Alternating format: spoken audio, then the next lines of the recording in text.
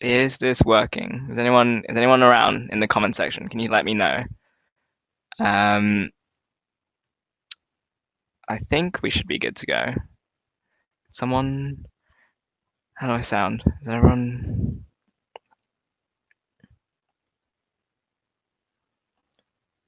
Cool. Well, I assume that this is all going fine. So yeah, welcome to the RAW Sport Quaran-Stream. For today and for the, I guess this is like it's like a test, it's a pilot episode, it's a test show, because with everything going on right now, with Raw.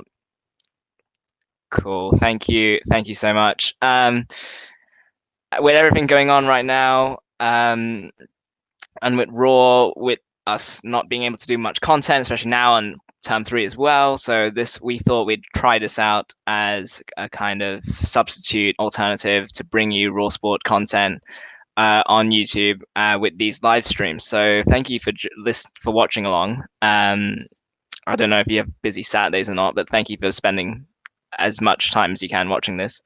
And yeah, I'll bring on we've got a great number of people on. We've got 5 others actually, so this is good. Full house. So let me introduce first the RAW Sport deputy and ardent Roma fan, Joe Spagnoli, who's joining me now. How are you, Joe? Boy. Someone... Hang on.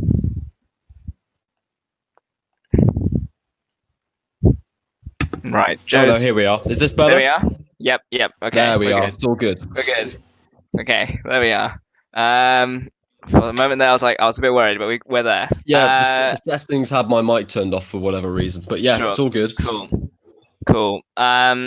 We've also got the recently elected Ball Sport editor who's doing amazing work on social media, and he's just done his Premier League expansion draft articles, I believe. It's Luke James as well. Luke, hello.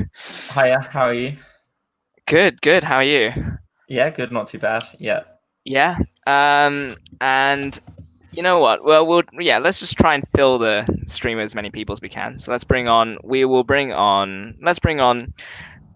former station manager and very hardcore Liverpool fan who is hoping that the season doesn't get cancelled, I'm sure. Luke Edwards. Hello, how's it going? Good. I'm like you, hoping that the Premier League season doesn't get cancelled. But yeah, we'll discuss that later. But I think things are looking marginally more positive. Yeah, that, I think. But we're gonna have to see how that goes. Yeah, sure. Let's just bring in the other 2 people. We've got Carl Henningway with us, DJ Carl. Hello. You've discovered a new sport, Carl, during this. Well, it's not necessarily a new sport. It's a growing sport, yes. But marble racing has certainly taken over my life. We should do RAW Sports commentates on marble racing. It's gonna happen. It will happen.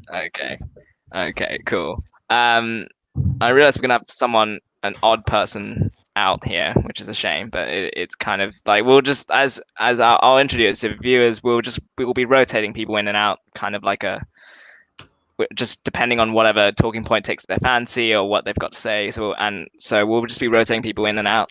And let's bring in our most recent head of sport before myself, Kylan Stewart's here. Hello. You good? All right, everyone's great.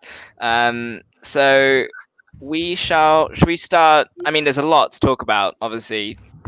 For surprisingly, with no sport on, there's a fair bit that's been going on. I'm just going to remind all our guests, by the way, that we are doing Ofcom rules, just in case we use the audio for a podcast or something. So Joe, no foul-mouthed rants about Dele Alli. Nothing is going to happen. I'm not going to say anything bad about Dele Alli. It's fine. All right, cool. We've also got Dan Ralph, by the way. He will be rotating in and out, like I said. We're going to have to rotate people in and out. So, but we'll definitely hear his thoughts. So starting with, I think the biggest we're going to start with the kind of effect coronavirus has had on sport. And I think the biggest I mean, the biggest sporting event that exists is the Olympics, and we got confirmation recently that that was postponed. It's not going to be. I'm just going to check my notes. It's not going to be. It is to be held next summer on more or less the exact same date. Bizarrely, the event will still be called Tokyo 2020, which I guess for continuity reasons, I guess they have it like that, but it's still very strange. It'll be very strange next year to call it that. And yeah, it's never been cancelled. It's been I mean, it's never been cancelled since in peacetime. During the World Wars it was, but never since the 1940s, I guess. And British Olympics chief Andy Anthony called it unthinkable to continue. Katarina Johnson-Thompson, who's an Olympian and a heptathlete, she said it was heartbreaking, but the right call. There's a lot to get into. I'll start with Joe. I mean, this could be a very quick conversation that the six of us will have, but it was the right call. It was a pretty straightforward decision. I don't think there's any disagreement from us. At least I expect there won't be any disagreement from us that this was absolutely the right decision. The coronavirus pandemic is still hitting East Asia pretty strong, Japan more so than, dare I say, almost any other country out there at the moment. Let's not forget this is the country where the Diamond Princess was anchored off, about 700 cases isolated within a very small area, with rapid infrastructural developments in and around Japan ahead of the Olympics, that it would only get worse.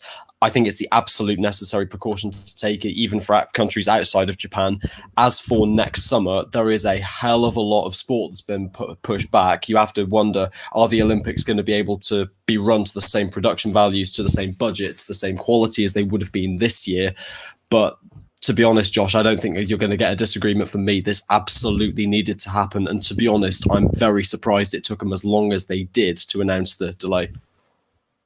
Yeah, I mean, I mean, Luke James, you've obviously covered this news for the board. I mean, this was, the IOC were quite, they took their time making their decision, it's fair to say, compared to other sports and sporting leagues. But, you know, it's heartbreaking to think of how much work the athletes have put in for the last 4 years in training for this event. But ultimately, public safety and health is the number one priority. Yeah, I think it was definitely, as Joe said, the obvious choice to do. It had to be postponed at some point, and it is kind of quite surprising that it took them so long to do so. I think one of the things that hasn't been mentioned enough kind of in the press recently is the fact that obviously if by some kind of miracle everything was fine by this summer anyway, none of the athletes would have been training for the past couple of months anyway. So you kind of get yourself in a situation where the integrity of the competition wouldn't have been the same. And then kind of the repercussions for that as well, if you look next year, Simone Biles, the USA gymnast, said to the Associated Press yesterday that she might not even compete in 2021. So obviously there's ramifications for all of these athletes as well, which is something that's definitely worth considering.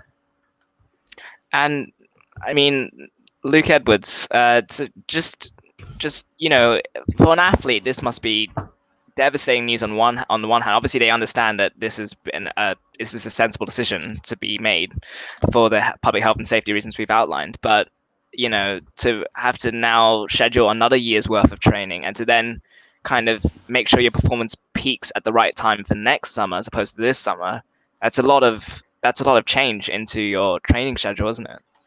Yeah, particularly when you consider that these athletes have already, well, when the issue started coming out and it kind of became apparent that they were eventually going to have to postpone the Olympics, these athletes were already gearing up, trying to get themselves into top gear and committing themselves to training. And I think you have to kind of look at the IOC and how they've handled this in terms of these athletes. They were kind of having to up their training, put in more and more hours, but also having this suspicion and lack of clarity in many senses. I mean, I saw a few articles where athletes were clearly quite upset by the IOC not communicating with them as well as they potentially should have done. So I think, yeah, the decision's been made. I just wonder if the IOC could have made that decision a bit quicker, just so the athletes didn't have to go through that stress of having to up their training while also putting their own health and their family's health at risk. I mean, it was very strange to have the Japanese Prime Minister come out. Obviously, you know, he's the one who probably knows best what's going on in Japan right now, but he was the one who came out and said strongly that these games would go on and made it clear several times that it would still be held regardless of the current pandemic. We've got a comment here, and oh wow, yeah, that's true. A lot of merch and a lot of, I mean, not just merch, but a lot of, you know, hotels, public infrastructure has all been kind of set up for these games. Feel free to comment along, by the way, and ask questions. We will try and answer them and address them as much as we can. Carl, Kylan, I mean, what were your guys' kind of initial thoughts? Was it kind of like, yeah, that makes sense, or what was your kind of, what were we thinking at the time? There's a lot of stuff like to do with it, because when Luke was saying with the sort of training ratings and the peak.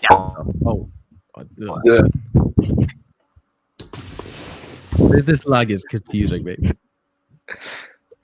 Hang on, I'm gonna rotate Kylan out. I'm just gonna rotate him out. Carl, go ahead. Okay, so we're like, especially with the training regimes, your the way you peak your training, it's done over a 1 or 2 year period anyway.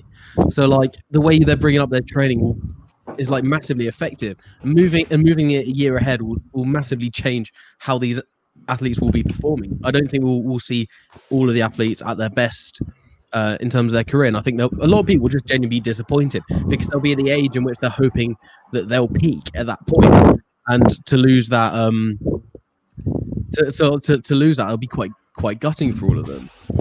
Yeah, we will. Let's rotate in. I don't know if Kylan's got technical difficulties. Let's just rotate the person off the sub spend. Off the bench.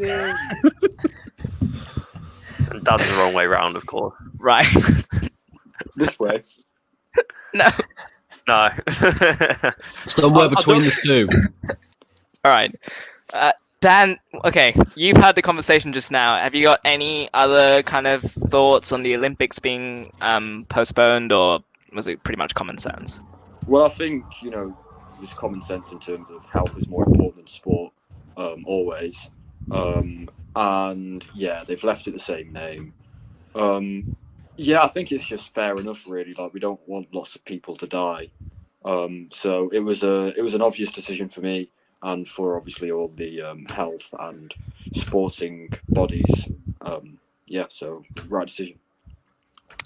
Yeah, I mean, it's not really much more to add, other than, I guess, it was the right decision. Maybe they took their time, but they came to the right conclusion. Linking to that, the other, I mean, obviously a lot of us especially in the UK, follow a lot of football, and let's just transition to that and how coronavirus has affected the football calendar before we get on to the other sports as well. That is, hang on, I'm just gonna, as we know, English football has now been suspended. I don't think they've put a date on it last I've checked. I think now it's been indefinitely. Luke, James, you'll know, you'll be up with it as well. Obviously Euros, no surprise, that got postponed to next year. I think it looks very clear that UEFA, they want to make it a priority of finishing the leagues by June. That's the priority that they've set at the moment. And yeah, the women's Euros have been moved back to 2022 because they don't want congestion with the men's Euros that have now been pushed back, obviously. Luke, James, it's clear that, major, everyone doesn't want the season to be voided in terms of, and when I say everyone, I mean clubs, not just the Premier League clubs, but clubs in Spain and Italy and France and Germany. But it's becoming a situation where you can't does it help setting these dates, like in terms of giving us a supposed target date that now just doesn't seem so realistic at the moment? Yeah, I agree with that. I think what the Premier League said yesterday was that the play will not resume until it's safe and appropriate to do so. So they kind of fell in line with what was happening with La Liga and in Liga in terms of not setting a definite date. And I think that's the right thing to do, because a lot of kind of the common knowledge, common kind of understanding behind people saying that they should suspend the league now and it shouldn't come back is the idea that we'll be able to complete the 2021 season kind of freely, which potentially might not happen anyway. So if we get into a situation where we kind of expunge the results from this season and then can't complete next season, then you potentially wipe out 2 consecutive seasons, which is obviously an issue. And then if you kind of go ahead towards 2022, that season is going to be currently on the normal kind of football calendar, that would be split in half anyway because of the World Cup. So you're in a situation where whatever happens with the football calendar, it's going to be a lot of upheaval in the years to come.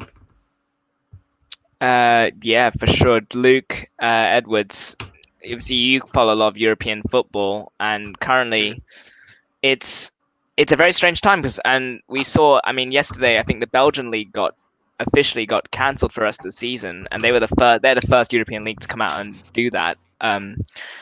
Do you think they'll be the rare exception as one of the few leagues who chooses to do that, or is everyone basically best off waiting and holding off on making any big decisions? So the Belgian league, I think, is a bit of a unique case compared to other leagues because it decides a title based on a playoff system rather than by a standard league season like we see in the Premier League, La Liga, Bundesliga, you name it. So I think they were kind of already reaching the end of the regular season before they go into the playoffs. So that enabled them to have a little bit more flexibility with what they did. They just handled the title to Bruges, fair enough. I don't think there's been too much backlash from Belgium, certainly from what I've seen online. The issue is with these like Premier League, with La Liga, there's still 10, 11 games left to go in each of those leagues. And a lot of those positions are still up in the air for the most part. So it's hard to set a precedent with exactly what you do. Do you cancel the league entirely? Start afresh next season, or do you go, look, let's just assign the positions as they are now with the view that they probably would have changed going into the rest of the season. So it's a real no-win situation for the leagues. I really don't envy the decision that they're going to make, but I think that definitely the right call was to just say, look, we'll pause it indefinitely because you never know, we might not even have any more football until next calendar year with the rate this is all going on. So I think it was the right call. We'll wait and see what happens, it'd be nice to have Liverpool handed the title though. I mean, we've seen, I think it's I don't want to get this wrong, but I believe it's the league divisions below the National League that have already had their seasons finished, haven't they? The FA have chosen to finish those seasons, and now we've had, I believe it's over 60 or 70 clubs write to the FA kind of asking them to appeal that decision. So it seems like a very lose-lose situation. I don't think anyone comes out here as a direct winner. Dan, Ralph, obviously as a United fan, you wouldn't mind if the season was voided per se, but just thinking in general, obviously, what's your thoughts on what the football calendar should do from now? Well, if the season was voided, Man United wouldn't get Champions League football, which we were looking like we were going to be getting prior to the cancellation or postponement of the season. So that's one aspect where, for me, voiding the season, I mean, it would be unfair, let's be honest. I don't want to see Liverpool win the league, but it would be unfair. They were by far and away the best team. But I think, personally, for me, it shouldn't. Health is always the most important thing, but there has to be a way where the season can't be voided. But if it can't be finished, then Liverpool shouldn't be handed the title. It's as simple as that, because then it's a slippery slope. Where do you stop? I know in Belgium they've handed Club Bruges, I think it is, the title, even though the season hasn't finished. But that would be wrong. But I think the season also needs to finish, even if it means starting the next season later and sort of working around it. Yeah, I mean, Joe, any thoughts at all what football should do? Well, the assumption at the moment being made by European powers that be in the Premier League is a faulty one at best, in that it all comes off the basis that next season we'll be able to go ahead as normal. There is absolutely no guarantee, as Luke Edwards alluded to, that we are going to get football in this calendar year. So the idea of essentially trying to finish one season and hoping that the next one is going to be the same just doesn't really work. If you're looking at the Belgian system specifically, it already looked fairly well decided decided the way the playoffs work over there, it's not an elimination cup based playoff. It's what they do is that they halve the differentials between the teams in the top and bottom 6, and you end up with basically title and relegation playoffs. At both ends, the bottom 3 were so far behind the rest. I think it was a 7-point gap. And then at the top of the table, Club Brugge were 15 points clear. There's only, I think, 10 games in the playoffs. They would have already had an 8-point advantage. They were probably going to win the title anyway. But Belgium is a very specific case. You can't apply the same playoff logic or finishing the season like that to Spain, to Italy, where there's a 3-horse title race, to Germany, where it looks like basically one of 4 teams could get it. If there is a league in Europe that it could be applied to, it's the Premier League. But as has already been alluded to, that is an incredibly slippery slope, and the financial implications of teams going down to the Championship when they could potentially have survived in the last 10 or so match days of the Premier League are devastating. You're talking several hundreds of millions of pounds there, and right now no one seems to have an answer. Let's just rotate. We're gonna bring Kylan Stillwood in. Just a bit of musical chairs. Hang on, sorry, Carl. And in comes Kylan. Kylan, you've been listening. Obviously Bristol City, you're around there. You're like sort of just in and out the playoff race at the moment. Would it be devastating to you as a Bristol City fan if the championship was stopped here and now? I think yes, but not because necessarily I think we have a chance of getting a playoff place. I think if you cancel the season, you completely void the season, you know. It takes away from sort of the importance of all the moments that you shared throughout the season. So, you know, going to games, I don't know, maybe go 1-0 down, you can come back with a last-minute winner in the 90th minute, and you're absolutely ecstatic, and suddenly you realise, sort of looking back, that it meant absolutely nothing because the whole season has been voided. And so I think it's a shame. I think it would be a shame for me personally to sort of just see the whole of the season and the importance of the season and sort of the moments that you spent enjoying watching football games become completely irrelevant. And I think the same principle would stand for anyone. You know, like a Liverpool fan who's obviously enjoyed sort of the journey of the unbeaten run, etc. And suddenly you sort of look back and you say, oh, well, the whole season's just been cancelled anyway, so why did I get so upset about it? But I also think then, as a lot of other people have already said, that you can't just go around handing out sort of titles and say, oh, well, they would have won it anyway, they would have gone down, they would have got a playoff place, because it can't work like that. I think in reality, you know, if we look at the current sort of situation that the country and the world is in, you have to just be patient and you have to sort of take everything as it comes. I don't think you can. I think they've been wise to say we're going to suspend it indefinitely now, because it's just pointless trying to give these sort of dates that you're never going to be able to achieve, and no one knows what you're able to achieve. So I think at the moment the right call's been made, but it has to be a case of cancel or finish the season. I don't think there can be any sort of like guesswork. And yeah, and as Joe alluded to, this could have a knock-on effect on the next football season potentially as well, in terms of the start date and where that finishes and so on. What changes would you be? I mean, I'll leave it to anyone really, but what changes would you think would need to happen for, say, maybe the next season as a kind of knock-on effect to kind of ensure we're back up to speed, if you like, as a term, or back onto the regular calendar? I'm not saying I'm in favor of this, but should there be, like, say, a cup tournament? Maybe there's one tournament that needs to have to be scrapped for 1 year just to ensure football gets back on track, if you like. So one idea I've seen bandied about is you try and get this Premier League season finished by the end of this calendar year. You have a month off around December, January time, depending on when you're allowed to start playing again. And then you run the next 2 seasons. So you run it as a 2021 season and then do a 2022 season, have the World Cup, and then you kind of reset it after that.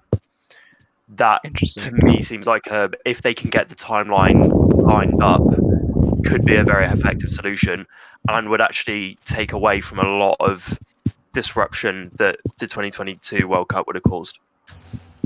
Yeah, that's an interesting one. And obviously the 2022 World Cup is a weird one because obviously Qatar, it's going to be held in the winter months, I believe. So that it's Yeah, already that's going to be a very different football calendar from what we've become accustomed to. Does anyone else want to chime in with any kind of thoughts or any solutions potentially? I think taking out the one of the cup competitions, I think the Carabao Cup is unfortunately has basically become void anyway in a lot of the season. You look at Liverpool just throwing it away in the semi-finals, quarter-finals against Aston Villa. People don't want to win it, and especially if there were such an increase of games, then you would see teams just completely throwing out really young sides and trying to get knocked out of the competition. So I think remove one of the cup competitions, and then there is no other alternative apart from play more games in the week. So if players have to play twice a week, that's how it is. I don't think there's any alternative, because you can't extend the deadline then for next summer, because as we said before, the Euros, there's plenty of other sort of events happening.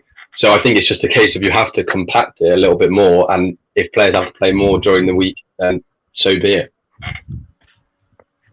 Yeah. I mean, it's a very. I don't envy those who are making this decision at the moment. Obviously, it's a very fast-changing thing that's happening in real time. But it's fascinating to see how one kind of this situation has kind of thrown everything into disarray, and especially with the the summer transfer window as well, because you see clubs, you still read potential transfer rumors as well. Clubs are still trying to plan for the summer as if it's normal, but we have no idea about free agents, for example. If their contracts ending in June of 30, does that even apply anymore? Will FIFA try and move that back? It's a really weird situation to be in, for sure. I think we've covered the football situation pretty well. I'm just going to add the other sports that have been affected by the coronavirus as well, just as a kind of final note, if you like, to kind of tie the bow on this conversation. Joe Spagnoli, which sport to you do you reckon has been massively, or which sports can you imagine have been massively disrupted by the coronavirus, do you reckon? I mean, to ask which ones have been massively disrupted is just to go into an exhaustive list of all the league seasons of sports that you wouldn't even consider that have been completely destroyed by this. If you're talking financial implications, the biggest one by far is Formula One. We don't know if we're going to get a season at all. It's delayed until June, as it says at the bottom of your screen already. The Asian portion of the season, which would be going on right now, Australia, Bahrain, China, that's been completely wiped out. No guarantee that any of the European stage of the middle of the season, realistically before the summer break, which is when Belgium and Italy, we don't really know. I mean, Italy, it's in northern Italy as well at Monza, so there's no guarantee that would have been recovered either. If you're talking about field sports, or at least court sports that are viewed by massive amounts of people, I think the indefinite suspension of the NBA is not going to finish anytime soon, which I know is going to hurt you in particular as a massive Milwaukee Bucks fan. But that's one of the biggest sporting leagues in the world, one of the biggest world supports of a competition in the world, and that's just over now. No playoffs, nothing. Yeah, I mean, it's very, as like you said, as an NBA fan, I've been following the discussions that are going on in the US, and they've explored a lot of options, like playing all the games in, say, Las Vegas as a kind of solution, or that's just a PR opportunity. No, I know, it's a bit like the report that came out. I think it was The Athletic who said one Premier League club has thought about playing the games in China, or has put forward the idea of playing the Premier League games in China, which is it would be an expensive and very interesting experiment to do, but given this situation, I guess everything's on the table. Yeah, I mean, obviously we took F1, like you said, 7 races I believe have been postponed, and the Monaco one's been fully cancelled. Luke James, for a sport like F1 where it requires a lot of money to move, obviously you fly out all the cars and the equipment, engineers, and a race that obviously relies a lot on money made from the government, who obviously now wanting that money back and such. It's a really, really difficult situation they've been forced into. Yeah, definitely. It's a situation as well where Formula One isn't the kind of thing where you can just cram all of the events into a midweek fixture, for instance. Obviously, it's a whole race weekend and the whole week getting people from Monza to Montreal, wherever the race might be. So F1's really badly affected. I think one of the other ones, which people will look back in a couple of years and say, that was really bad, was tennis. Because obviously lots of the Grand Slams being moved around, Wimbledon's been totally cancelled. And if you look at kind of the top kind of players on the men's and women's side, Roger Federer is now 38, so Serena Williams, and it's kind of a situation of saying, this is pretty much going to bookend their careers. So in terms of kind of like the magnitude, not even from a financial perspective, but potentially finishing their careers as like most Grand Slam wins, that's going to be huge for both of them, with the French Open and Wimbledon being shuffled around. Yeah, I mean, Kylan, Dan, and Luke Edwards, I'll just kind of give this general question out there, but is there any sports that kind of you're a little bit bummed out that's been postponed? Is there anything that you've kind of that the news maybe was like a bit of a bummer, but you obviously understand it? So one that hasn't actually been cancelled yet, but it's heavily expected will be cancelled, is the 100, which is the new format of cricket. I wrote an article on that for the Ball I've sent to Luke this morning, or last night. Yeah, I mean, this is one that hasn't actually been cancelled yet, but I was actually really looking forward to seeing how this went, because it looks like a completely stupid idea, and I think it makes cricket objectively quite interesting, but the ECB has sunk a lot of money into it. So if they end up having to cancel it, I mean, I think they're already losing quite a lot of money, and if the entire cricket season gets cancelled as well, I don't know how the ECB are going to particularly be able to handle it. They're going to have to get some sort of government intervention. But yeah, in terms of what I expect to be cancelled, it hasn't actually been cancelled yet. But I think the 100, because it was also something I was planning on going to. I was planning on going to watch Birmingham Phoenix over the summer with a few people. But again, that's all kind of up in the air. So we'll see how it goes.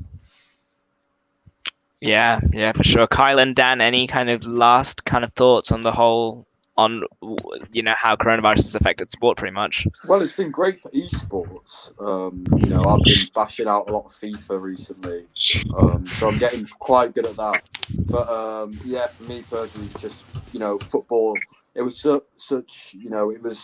football was like a way to escape out of it was a form of escapism, and now it was needed more than ever, really, to escape the mundanity of our lives, and it sort of left us at this crucial moment in time.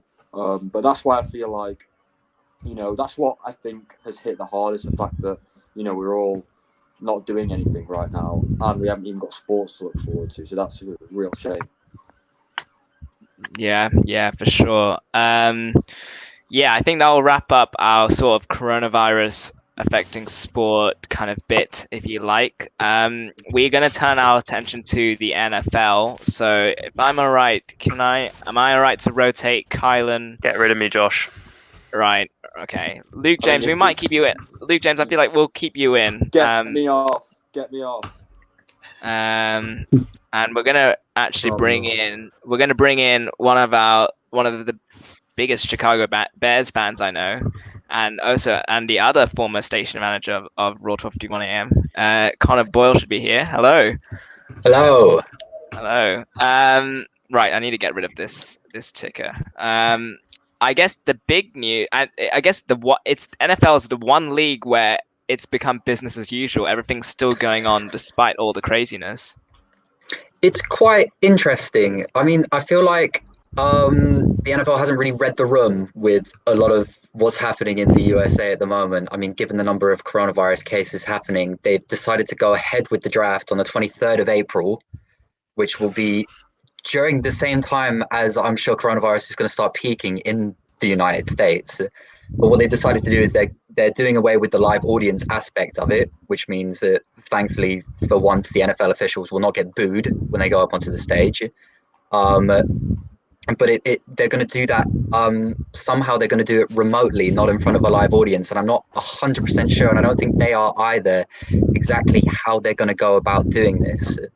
They want to be able to use teams' training facilities as locations, but under lockdown, no one's really sure how that's quite going to work.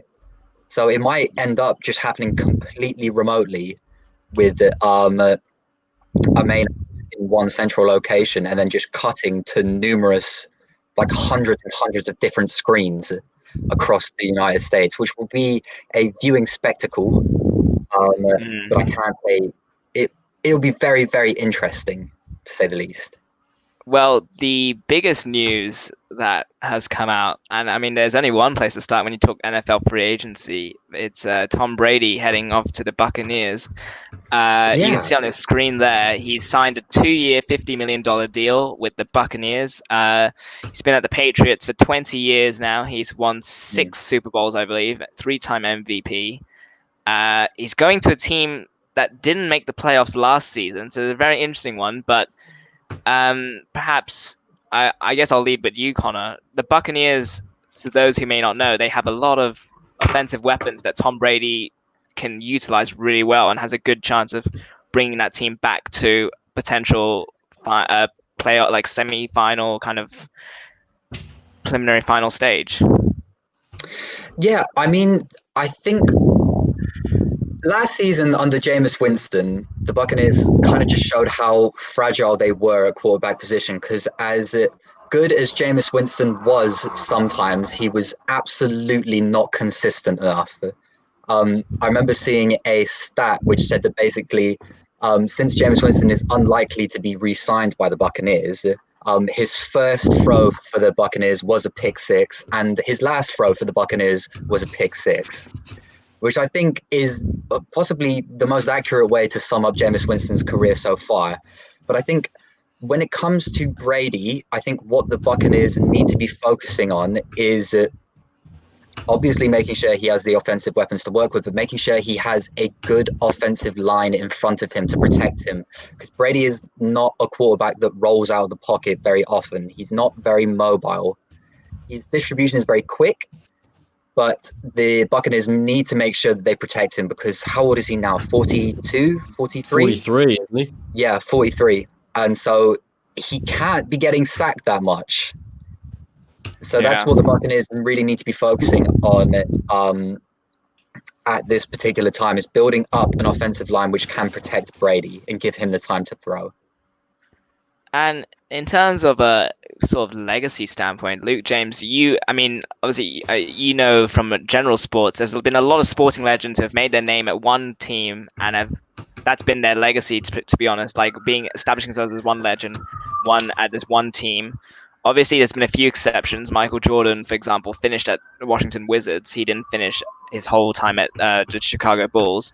Do you think Brady's legacy in terms of sports, do you think does it get hurt at all by the move to the Buccaneers? Like a whole romanticized point of view that he could have stayed his whole career at the Patriots, or is this a chance for him to kind of maybe, like many sporting greats, like add another chapter to their career and really cement their legacy in terms of in their sport? It's a difficult one as well, because obviously it's so late in his career, and this will probably be his last club, and you kind of look at it and say he's achieved so much kind of last 20 years with New England, and then you move somewhere else who currently last year weren't in the playoffs, and it's more a case of looking to rebuilding than get them in the playoffs the next year. So in terms of the scale of his achievements, even if Tampa Bay Buccaneers go on to win X number of Super Bowls, while Tom Brady's at the franchise, he's not going to get anywhere near surpassing what he achieved in New England. So it's a case of saying, well, that will always stand the test of time. And one way to compare it as well is when Michael Schumacher came back to Formula One to Mercedes for that brief spell. You don't think of Michael Schumacher, the Mercedes driver, you think of Michael Schumacher winning all the world championships for Ferrari.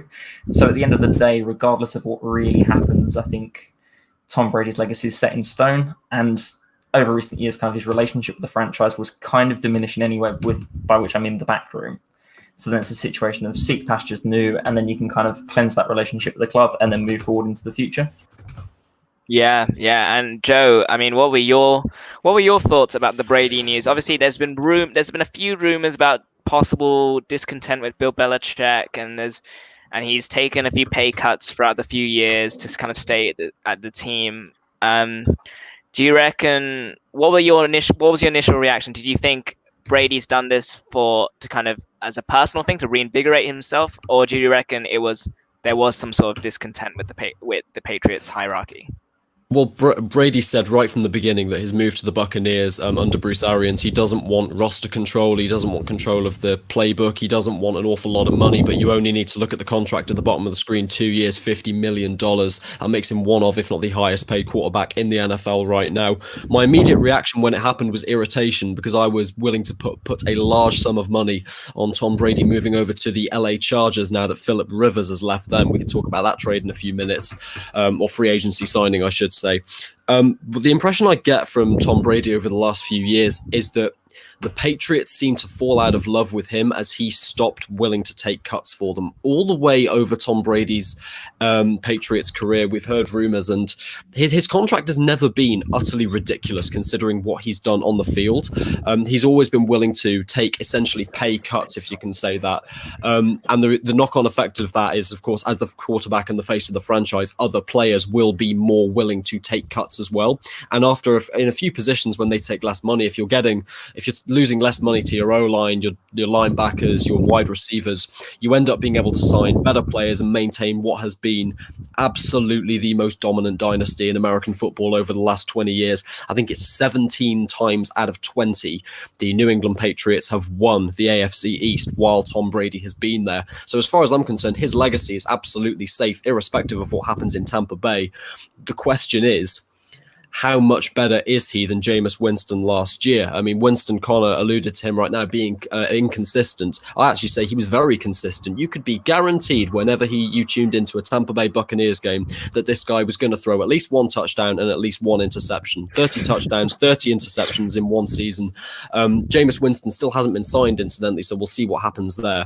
The final point on Tom Brady, though, is that the NFC South, which is the division in which the Buccaneers are in, just got a hell of a lot more interesting. Carolina Panthers have moved on Cam Newton. He's still unsigned on free agency. Teddy Bridgewater, formerly of the New Orleans Saints, has become the quarterback there. Saints have re-signed Drew Brees, who is one of the very few quarterbacks in the league who can hold a candle to Tom Brady. Matt Ryan is still at the Atlanta Falcons as well. The NFC South, at least from the quarterback position, may have just become the most devastating in the NFL. And if you think that this isn't going to pull massive audiences towards Buccaneers games, then you're dead wrong. This is going to be one hell of a season in that division. And yeah, let's follow your train of thought. Let's talk about the other moves that have happened as well. I mean, you're on the screen. There'll be some of the big-ish moves that I thought were worthy of putting on the screen. But Connor, was there any? Obviously, Nick Foles going to the Bears was big news for you, but was there any? What were the moves that stood out? I mean, and you don't have to talk about the ones on the screen, but what kind of stood out to you as big moves that were made? It's a good question because there have been an extraordinary number of moves. One that I would say, which will stand out to a lot of people, is Todd Gurley from the Rams to the Atlanta Falcons. Yes, because that will completely blow open the Falcons' offensive capabilities. And you also see the Falcons. I think they signed it. Oh, I could be wrong on this. Did they sign Calais Campbell as well this year on defense? I'll have a look. I might have got that wrong. I'll have a look. Check. Hang on. No, he's still at the Ravens. Oh, Okay. he's gone to the Ravens. Yeah, that's true. Dante Fowler Jr. Okay, that's who they've added on. Dante Fowler Jr., who's a great edge rusher as well. And I think the Falcons, Matt Ryan is still a very, very good quarterback. Obviously, they still have incredible offensive options with the likes of Mohamed Sanu and my mind's gone completely blank. Oh, who's the Falcons wide receiver? Oh, the massive one. Hang on. Julio Jones. Julio Jones. That's it. Sorry, there's so many names going through my head at the moment. Yeah. And so I think the Falcons are going to be revitalized this year. I don't think they had a terrible season last year. I think they were just a little bit slow. But I think bringing the likes of Gurley, it's interesting that the Rams would let Gurley go, to be quite frank. Yeah. Because I don't think they have the running back.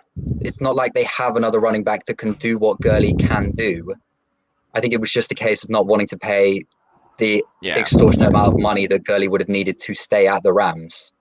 And there's not an awful lot of running back talent in the draft either, so it's not like the LA Rams would have been able to identify someone straight away to draft in the first round to replace Todd Gurley either. It is literally, I think, as you say, it's a contract issue above all else. I mean, Todd Gurley, I read he's still in LA because they haven't been able to do his medical because of the coronavirus pandemic has meant that no player can really get their medical done. So he's still not officially yet a Falcon. He's still technically a free agent. I personally was quite shocked by the DeAndre Hopkins trade to the Cardinals. That was a very interesting move from the Texans. Obviously, Only the Texans could do that.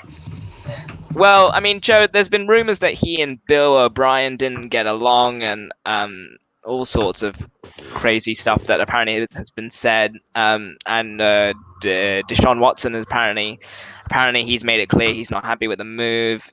It just felt like a very strange move, and considering what they got back, I think it was a few picks and David Johnson, who's I believe in his late 30s. Like he's one of those. He's a veteran now, so. To me, that was a very strange move. Yeah, I mean, they're hoping that they can get something out of Johnson later in his career. It's a case of he used to be brilliant, but in the last few years, he's faded for the Cardinals somewhat. With the Cardinals' first overall draft pick, Kyler Murray from last year, quarterback, they're looking to find a weapon for him. DeAndre Hopkins is one of the best wide receivers in the league. Honestly, if you want to find someone better than him, you're talking about probably Michael Thomas of the Saints, and there's really not that many more you could choose from.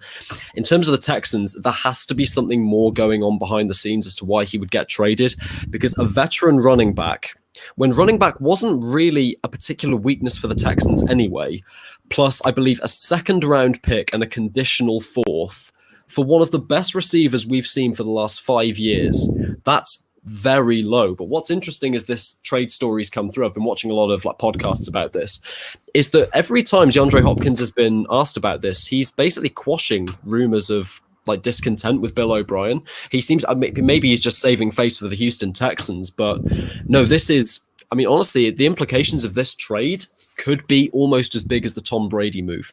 Not joking. Yeah, I would say as a comparison to the DeAndre Hopkins move, Stephon Diggs going to the Buffalo Bills, and just the amount that deal was worth, that kind of shows good deals when it comes to achieving a wide receiver who is as acclaimed as the likes of Stephon Diggs and DeAndre Hopkins. It's really, really quite baffling that they would let DeAndre Hopkins go for so little. Because I'm pretty sure that the Texans also don't have that many picks in the first round of the draft, if any. Whereas the Falcons do. The Falcons have absolutely done brilliantly out of this trade. They've obviously re-signed Larry Fitzgerald as well as another wide receiver.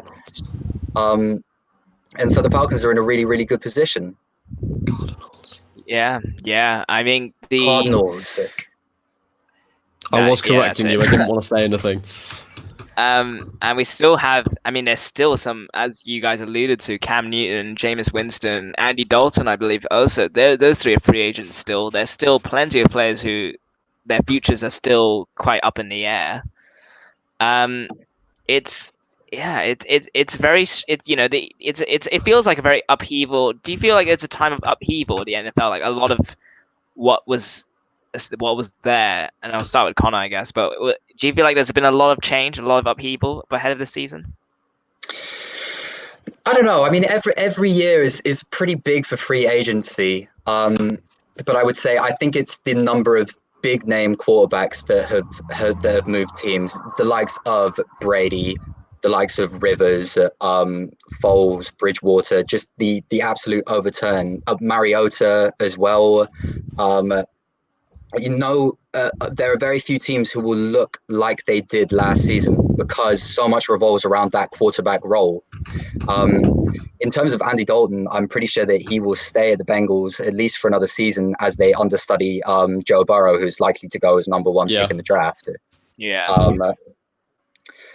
But I would say quarterback upheaval is usually what gains attention. And I think this offseason has been pretty big for that, which is why it seems as though I think free agency has been bigger this season. I mean, the likes of Brady moving, that's always going to draw attention to how big the moves are in this free agency. But I don't actually think, in terms of big name players, it's been too different from former free agencies. Yeah, and we can briefly. I mean, we'll briefly. I know we're running out of time, but we'll briefly mention the drafts. Do you guys? Is it clearly Joe Burrow's the consensus #1 pick, despite obviously there's been a lot of attention on Tua. I cannot pronounce his last name very well. Tagovailoa. Anyone? There you go. Joe's got it. Obviously he's been hyped up a lot, and many thinking he's going to the Dolphins as his likely destination. Yeah. Anything stand out about, like, I guess Joe Burrow seems to be the consensus #1 pick, and Tua to the Dolphins, and then I guess any other kind of thoughts that stand out about the draft coming up? I'd say a couple things to begin with. Number one, there is an awful lot of potential for quarterback variation in the first round of the NFL draft. The question isn't will Joe Burrow go first overall. I think the question is which team will he go to. There is a theory going around at the moment that Miami, who already have about 60,000 draft picks going into the 2020 draft, might try and move up to the first overall in order to get Joe Burrow, because they need a new quarterback. There are two issues with that. Number one, they've got the 5th overall, which is where Tua Tagovailoa was supposed to drop, and second, we've seen teams effectively mortgage their houses in the last few years on high drafting quarterbacks. Think about what the Washington Redskins gave up in order to get Robert Griffin III, and that just did not work out over the years he was there. Aside from other quarterbacks going in the first round, I think Tua at 5th makes an awful lot of sense. Someone who could really benefit from Phillip Rivers leaving the LA Chargers to go to the Indianapolis Colts is the young man Justin Herbert. I've seen a really worrying amount of fitness regimes from him. He got an awful lot of attention on the NFL YouTube channel. He looks like a quarterback with really impressive accuracy, especially down the field. What I don't see from him that I see in Joe Burrow is the speed that makes you, as Connor's already alluded to with Tom Brady, the speed that can make you a really dominating quarterback. Honestly, Justin Herbert could go anywhere between 6th and, like, the New England Patriots, I think, are picking 23rd. Jordan Love is another one for that. As for who the best player in the draft is, I'll finish this just quickly. The rumor is that Chase Young, who I believe is a pass rusher from, I can't remember the college, but he's supposedly the best player in the draft, and it looks almost dead set that he's going to the Washington Redskins 2nd overall. Yeah, I mean, it's gonna be very interesting to see what kind of shakes out. Connor, thanks so much for coming on, mate. And no worries. hopefully, I mean, with the current lack of sport, we might have you on a bit more often to talk more NFL, because that seems to be the one sport where it's all happening. Yeah. If there's one thing I could just say really quickly about the draft and how coronavirus has affected it. One of the worst things that a lot of people aren't actually talking about at the moment is the fact that a lot of pre-draft activities have been cancelled because of coronavirus. So we're talking pro days, we're talking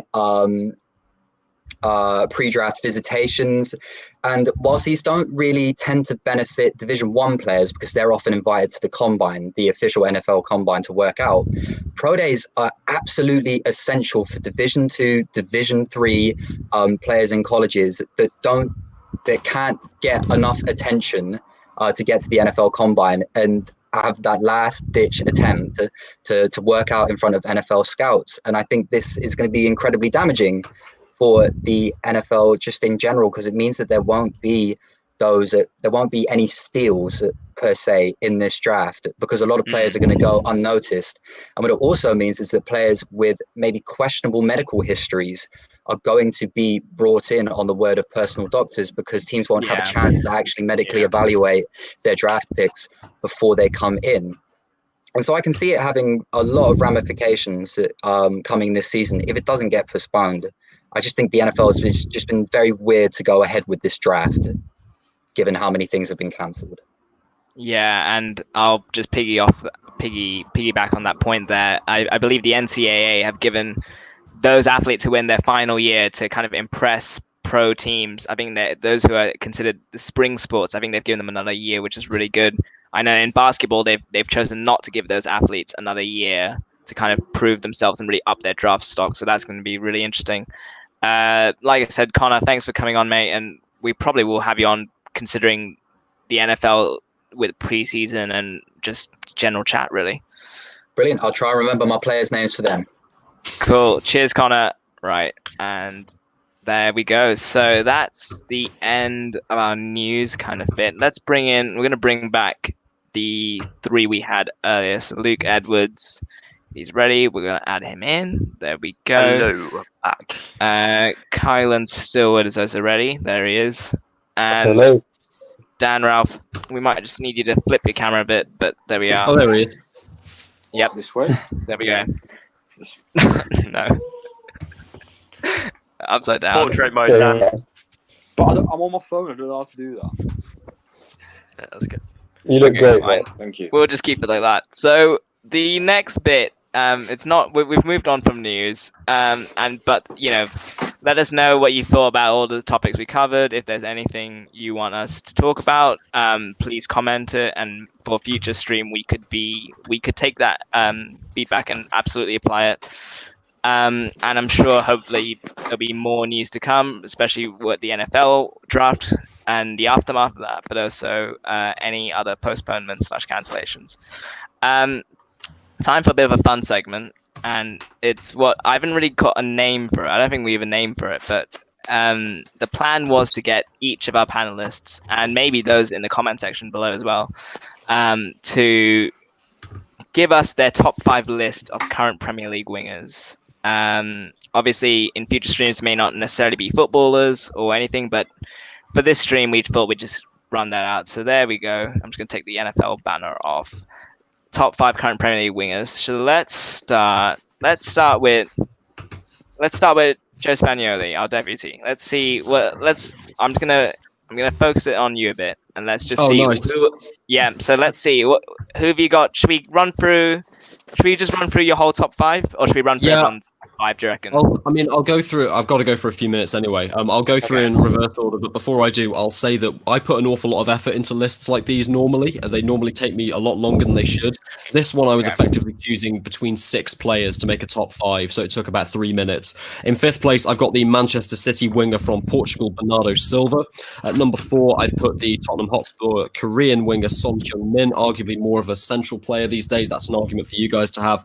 At number 3, I've gone for Raheem Sterling of Manchester City. And at number 2, Mohamed Salah. Yes, he makes mistakes, but he's still putting up ridiculous numbers for Liverpool.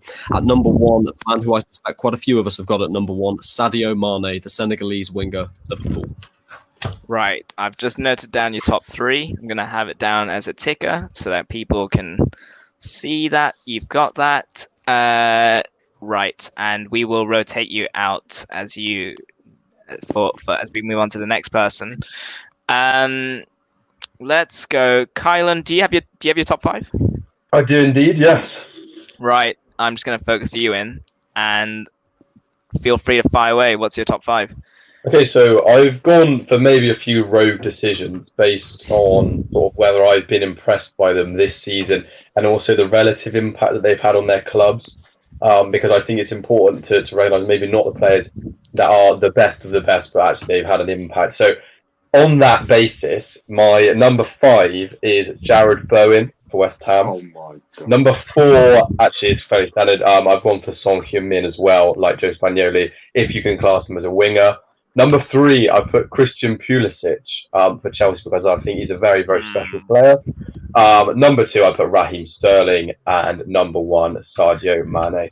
Obviously Salah was considered, but I think in terms of impact, Sadio Mane has certainly been a lot better for Liverpool this season. I think players like Bowen and Pulisic in this case deserve some sort of recognition for the contribution that they make to their club. So have you got? So your top 3 is Mane, Sterling, and Pulisic. And is that Pulisic, right? Yep. Okay. I'm just gonna. Right, I've created that. So if people, I might be biased as a Chelsea fan, but it's fair enough. It's fair enough. Before I get to the other 3 top 5, guys, any thoughts to the rest? To the rest Atrocious. of the 3 who are yet It's a to pick? farce. Atrocious It's an absolute list. farce. So we've got the top 3. Jared Bowen ahead of Anthony Martial. I've got no words really. They signed him for quite a lot of money in January, and I think he's had a very, very big impact on the West Ham team. I didn't expect a lot from him. He came from Hull. What? So he's played. They signed a Hull City player for 26 million. Oh my God! And I think he's played well. I think he's transformed the team.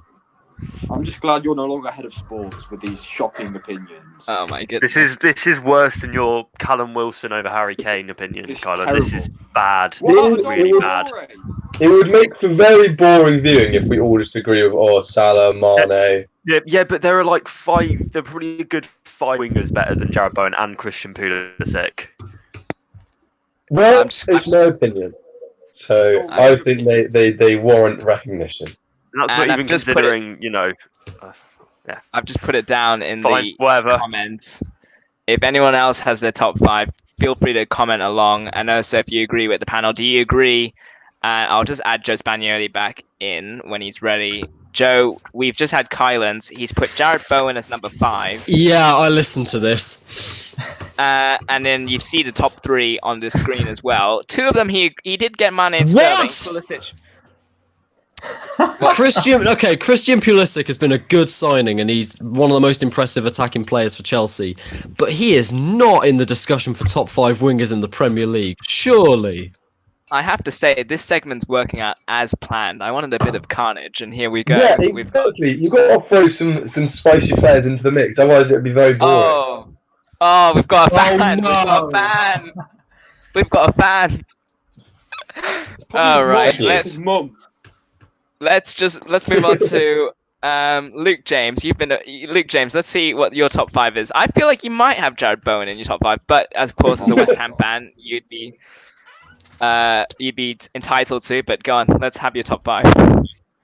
Okay, so my top 5, I've gone slightly rogue, but probably not as rogue as Kylan. So Bernardo Silva number 5, Adama Traore number 4, controversially Richarlison number 3, and then Mo Salah and Mane 1 and 2. So it was a Salah 1, was it? Yeah, Salah 1, Mane 2. Okay, I'm just putting it down in the ticker. Richarlison, that's a name we haven't heard. Any thoughts from everyone else about Richarlison's inclusion? I had Richarlison as my 6th, but we weren't allowed to do top 6. Okay. So As like an honorable mention kind of thing. yeah, Okay. he was my honorable mention because I think the difference was with my. I mean, I'll go when I go through mine, but yeah, Do you I'll wanna go through explain. yours I'll now, explain my then? thinking there. Yeah, okay. So my 5th choice was Adama Traore.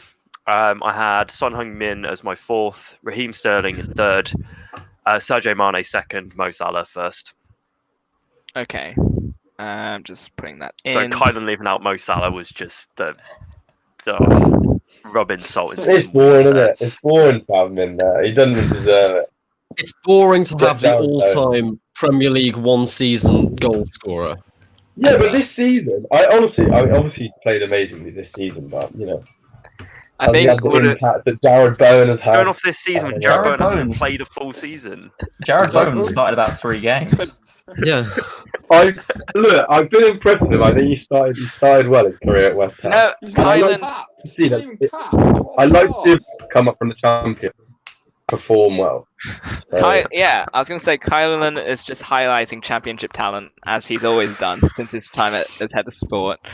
I also want to point out that the 2 Eurozone hosts have more or less the identical 3, just in slightly different positions, which Hive just shows mind. you their I chemistry. don't class Bernardo Silva as a winger. Okay. I think he's more I would agree. more of an attacking midfielder than a winger. Okay. Let's just hear the final 5. Dan Ralph, go ahead. Let's have your top 5. Right, so number 5 is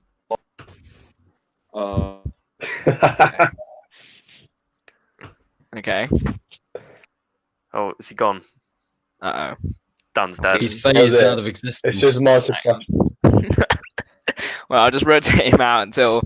I mean, well, am I surprised he had Marcus Rashford? I don't really know. It's I'm going to not be too like surprised. Rashford, Martial, Chong. He's just Hang going to on, have. we've got him, James. James. I think we've got him back. So let's just hear it. All right, are you back? sorry. No, So it's fine. Rashford number 4.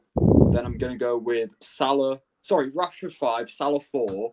Adama Traore number 3, Sadio Mane number 2, and Raheem Sterling number 1. Okay.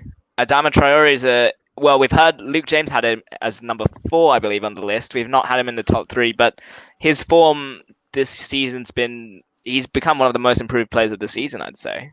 As in, he always had sort of the pace and the raw ability, but now he's added end product to it, and it's just made him an absolute monster of a player. And probably, if I had to sign any winger in the Premier League, I'd probably go for him just because of, sort of Sterling and Mane's history with rival clubs. There you are. So that's the 5. I'm looking at as the ticker kind of rolls. Obviously, Mane, Salah, and Sterling are kind of consensus in the top 3. I do have something else. If you'd be interested, Carl Henningway's top 5. He wants it to be read out. I will go down the list from 1 to 5, and you'll discover why when we get there. At number 1, Carl has Raheem Sterling of Man City. At number 2, he's put Sadio Mane of Liverpool. At number 3, he's got the only other player I was considering for the top 5, a guy who hasn't actually played this year owing to injury, Leroy Sané. At number 4, yet another number 4 for Son Heung-min of Tottenham Hotspur. And at number 5, Alireza Yahan Baksh, spelt wrong as ever. Brackets, should be Wilf Zaha, but I hate that guy as much as Ezekiel Shalotto. Carl Henningway, your resident Brighton fan. I'm surprised he didn't have Leandro Trossard up there as his number 1 Brighton winger. Trossard is a much better player, let's be honest. Yeah. I don't know. I'm baffled why people are having Raheem Sterling as number 1 when he's not scored this calendar year, I don't think. He's not been in particularly good form, no. And particularly with the players around him, that is kind of unforgivable. It's not just that he hasn't scored; he hasn't got a single goal contribution for the last 9 match days, I believe. Yeah, that sounds about right. So I don't know why that. Yeah, I don't know why you'd put Raheem Sterling as your best winger, but top player he oh my goodness. Good potential. I think there's probably a slight bias to Sterling as an Englishman as well, though. I think not here. Unconsciously, I think people We've got Ed Barra's list up as well. Actually, Ed, Ed, just let me know in the comment section. Ed, do you want to join the stream? I can probably add you to the stream if you want. Let me know in the comment section. I'm happy to add another. Well, we've got three heads of sports here now.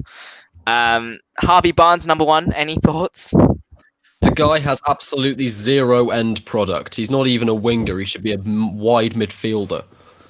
I think it's good that he is, Ed's clearly recognising the relative importance of certain players upon their club, and throwing something slightly different into the mix. I think we should appreciate that. Let's go for it. Who are the honourable? Were there any honourable mentions that we haven't mentioned? Any players that didn't get mentioned that were honourable mentions? I will admit I forgot about Adama Traore, but I would definitely put him in. I completely forgot about him, but I think he's been class this year. Okay, Joe. Yeah, I mean, I said I only considered 6 names, including the 5 I chose. The other name was Leroy Sané. I know he hasn't played this year, but my goodness me, that guy's got talent. And actually, I know he's had a long-term injury, but Man City's injury retention is pretty good. They're pretty good at getting players back from long-term knocks. Think about what they did with Kevin De Bruyne. He's at an absolutely fantastic level, despite the injury that basically wiped out last season for him. So yeah, Leroy Sané was my number 6, if we're going to consider that. Oh, and Ed's fired a response to you, Joe, for your Harvey Barnes thing. Here we go. It's nice to see that Ed still believes 4-4-2 is the only formation in world football. Oh my goodness. Then Marco Brighton would have made this list for sure. Carl has given an honourable mention to Solly March as well. Okay, yeah.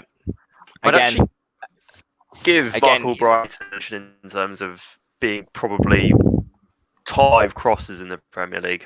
If you're talking out and out wingers, sort of traditional 4-4-2, 80s football, Mark Albrighton would probably be in around that top 5, but not here. But it's not the 80s anymore. I only bring this comment back up because I feel like this applies to Solly March as well. End product not being his greatest asset, but his hard work obviously played as a wing back as well for Brighton. Another name actually just come to me. Dwight McNeil at Burnley. Yes, yeah, I would agree with that. Probably not really near the top 5, but give it a couple of seasons, we could be having him in that conversation. Do we see Todd Cantwell as a winger or as an attacking midfielder? No. Number 10. No. Could I have Alan Saint-Maximin? Oh yeah. Yeah, actually.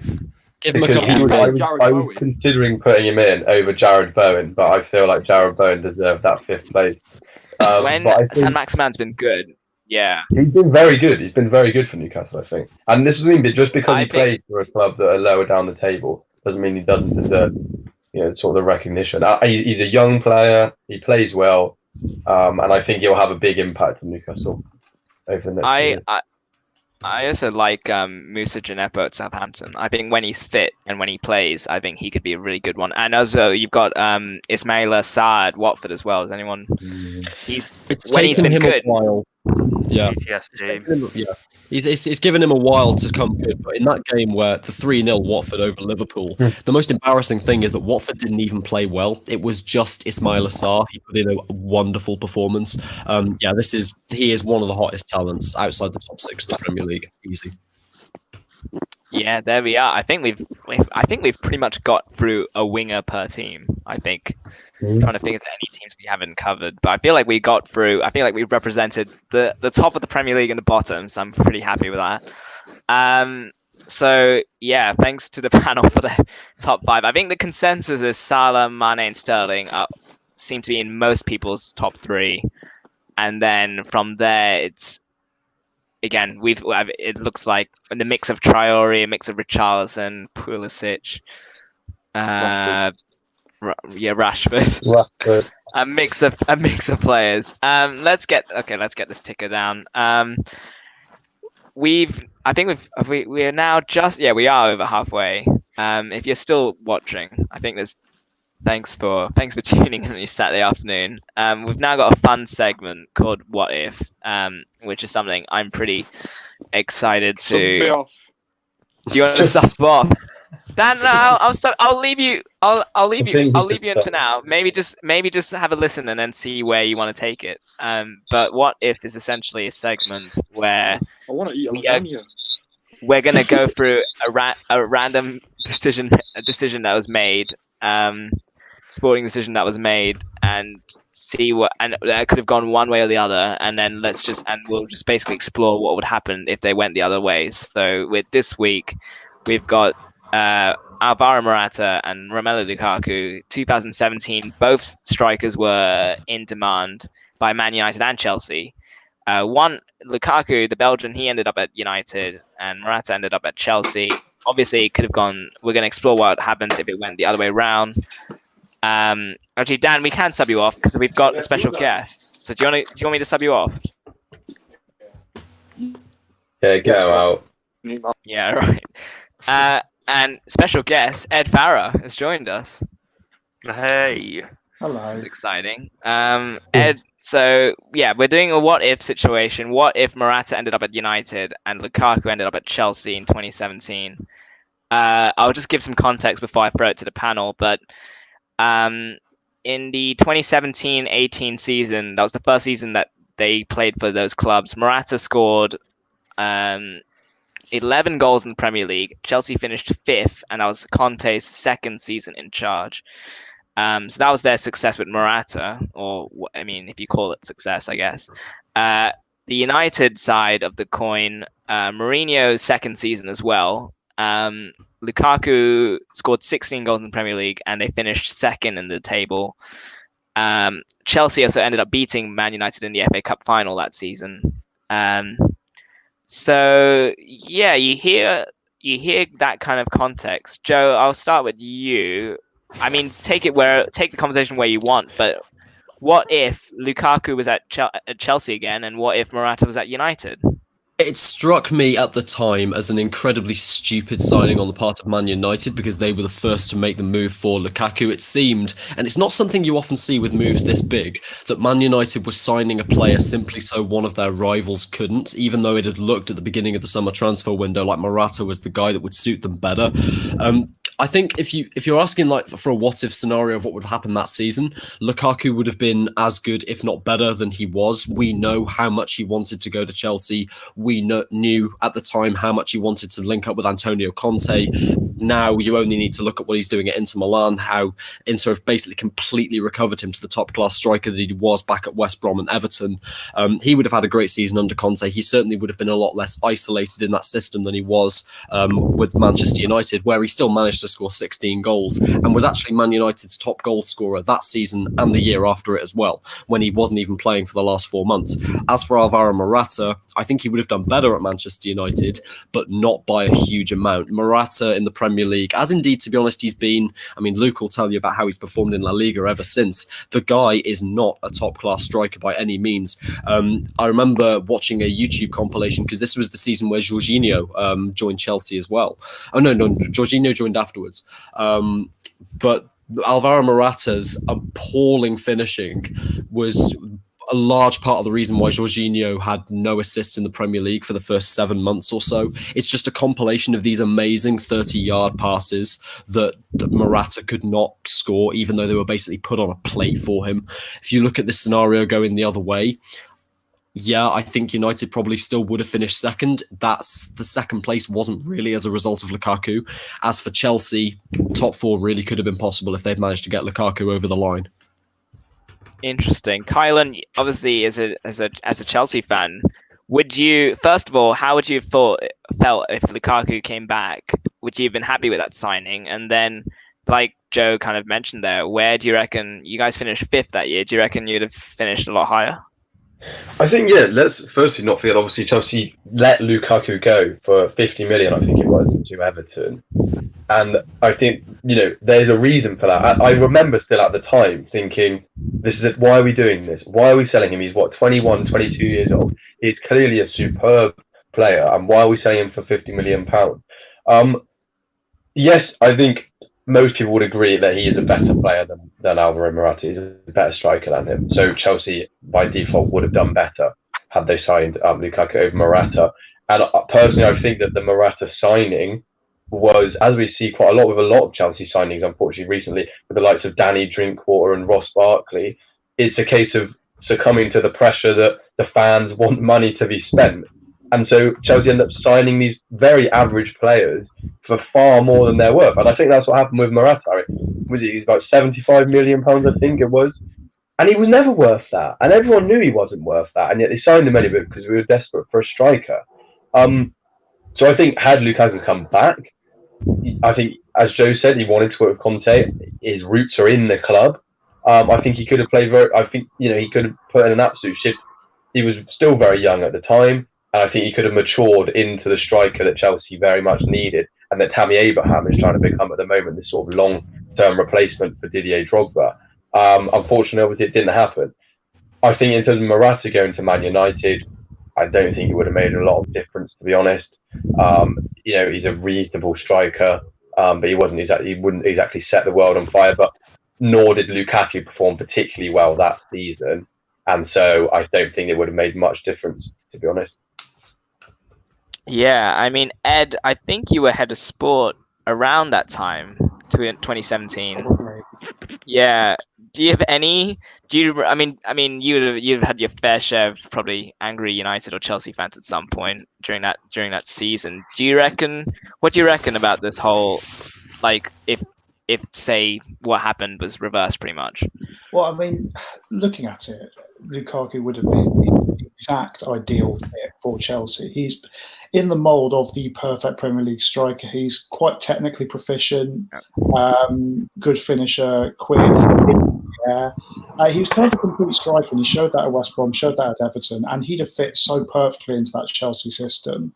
I think he'd have been excellent for that Chelsea team. He might have needed a year or two to properly get into his stride of that Chelsea side, but I think I'd have outbid Manchester United as much. I'd have paid anything to get Lukaku in that team if I was Chelsea, because for me, he would have completed that side.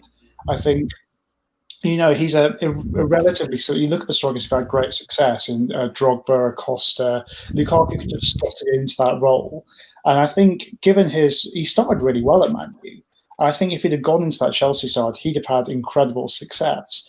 I'm not going to say the same about Morata. I do love Alvaro Morata. I got him in as a silver-rated card on my FIFA 12 Ultimate Team. He's developed bits since then. I don't think he'd have worked that well at Man United either, but I think it would have been a better fit than Chelsea. I think if he'd been given time at Man United and slotted in there, he could have been a 15-goal a season striker, maybe. I do really like him, but for me, Lukaku's clearly a better striker, and he'd fit much better into that Chelsea team because Chelsea have great talent and they make talent better. Look at Manchester United; they bring in players like Lukaku and Pogba, and they don't use them properly, and they ruined Lukaku. Really, I think they wasted 2 or 3 years of his career. Where at Chelsea, he'd have won a lot of. I think he'd have driven them to a couple of championships potentially. Yeah, Luke Edwards. Anything to kind of anything?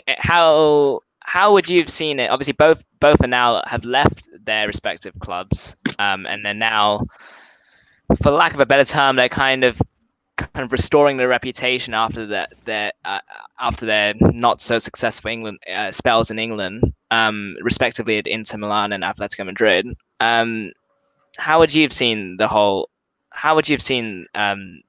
Lukaku at Chelsea and Morata at United? So I would say that Lukaku, I think if he had gone to Chelsea, I think he'd still be there, and I think he'd be their star striker and be considered one of the best Premier League strikers for the simple reason that a lot of the criticism Lukaku got when he was at Man United was to do with his first touch, was to do with him becoming too bulky, things like that.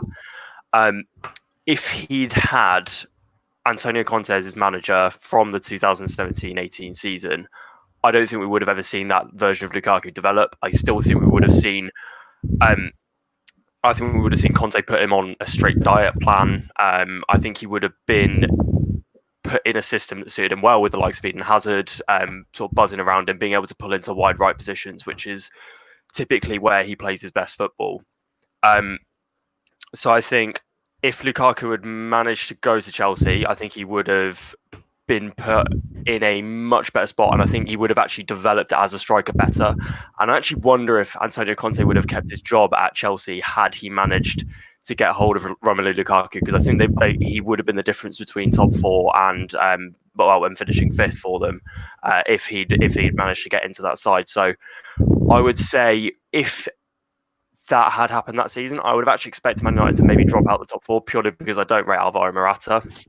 I think you would have seen Liverpool would have finished the top four along with Chelsea, along with Manchester City, and along with Spurs as well. Spurs that season.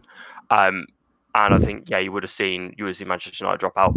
So I would have been surprised to see Manchester United have the same level of success with Alvaro Morata, because I just don't think he's a particularly confident striker. I don't think he's a particularly good striker, and I don't believe that Mourinho would have utilised him as well as Conte did, which is saying something. Yeah, absolutely. And finally, Luke James, before I bring back our raging Man United fan who's been chomping at the bits to get back into this conversation, Luke James, like Luke, I mean, a lot of what seems to be consensus that Lukaku seems to be according to many of us, a better striker than Morata, and it seems that Chelsea would have been vastly improved, but United maybe not so much of a difference. Would you agree with the consensus that seems to be? Yeah, definitely. I think the difference between kind of Morata and Lukaku's such a good physical player, and he would have really fit in with that Conte team, where he was like would have been playing off Lukaku, had Hazard out on the left, who had someone like Willian or Pedro on the right, and it's a different dynamic. Whereas you had Morata, who was kind of not as strong on the ball, even though he's better technically on the ball. So then you kind of balance in the strengths and weaknesses there. I think probably if you take Morata to Manchester United, I don't think it makes a huge difference to that team, but I think it makes a huge difference to how Chelsea would be like now. I think Lukaku probably either still would be there or would have gone to a bigger club, say Bayern Munich or someone like that, rather than kind of taking somewhat of a step down going to Inter Milan. So I think there's kind of the differences in terms of the progression of their careers. Yeah, for sure. I'm gonna bring out. Sorry, Kyle. I'm gonna rotate you out in the interest of neutrality. I think we've got the best lineup is to have the four neutrals, the five of us being neutrals actually, and bring in All right, Dan. Dan, you've been listening to this. Neutrals. All I've heard is, oh yeah, Chelsea are great. That would have been so good with Lukaku. Oh my God, what a load of tosh and drivel. Oh, Lukaku was ruined by Man United. Oh my word. Right. All right. Where do you want to start? Let's Let's bring start it. from the beginning. Let's start from the very beginning. Just gonna. Man United. I remember it was a few years ago now. Everyone thought that United were going to sign Morata and Chelsea were going to sign Lukaku. It was almost a given. Everyone just assumed that because everyone thought Lukaku would want to go back to Chelsea and that, United wouldn't be able to get Lukaku and they'd have to settle for Morata. So Lukaku was always seen as the first choice out of the two. And then United swooped in. Lukaku had been training with Pogba in somewhere in America, one of the uni campuses. United swooped in, get Lukaku because United are the bigger club, everyone knows it, and Chelsea are left with Alvaro Morata, who, is, as has been correctly stated, to be fair, the inferior player. And Lukaku does well at United, he gets lots of goals. Granted, in his second season after Mourinho gets sacked, he is no longer really playing up front. He's no longer starting, and if he is playing, he's playing sort of on the right wing just to accommodate Marcus Rashford. But he does well, you look at his goal record, it's not bad for Man United. Much better than Alvaro Morata's for Chelsea. So I think he was a good fit at the time, and I think, going to Man United is a highlight of anyone's career, I can't say that we've ruined him, we certainly didn't ruin him. You could say that perhaps we've ruined Alexis Sanchez, although maybe he was ruined before he came to us. But yeah, we got the better player. Well, am I No, keep going. Okay. No. We're here. I'm just focusing on your viewpoint. On my face, thank you. We got the better player. We got the better end of the deal. How much did Chelsea recoup from Morata? It can't have been much, really. I'll have a look. They paid roughly the same amount for him. Let's go back onto the question hand. If Lukaku had gone to Chelsea, what would have happened? We would have got Morata. It would have ended up worse for us, just because I feel like at the time we had a very strong physical team. We had basically Mourinho's Giants. That's what they referred to as. And Morata wouldn't have fitted that mould. If he'd gone to Chelsea, yeah, he would have been all right. I can see him doing well, but that's the type of player Lukaku was. Even under Solskjaer, he did all right. He had that night in Paris where he scored 2 goals, and he clearly wasn't a Solskjaer type player. So I think he would have been able to adapt to any situation. And yeah, I think he enjoys playing under Conte. We're seeing it now with Inter Milan. So yeah, maybe he would have fitted the system perhaps slightly better, but I don't think you can say United ruined him. If we'd ruined him, he wouldn't have done so well as he's doing now at Inter Milan. So yeah, that's all I have to say on that, really. Right, let me bring everyone back in. Everyone's composed themselves. Any response at all? I'm opening it up as wide as possible.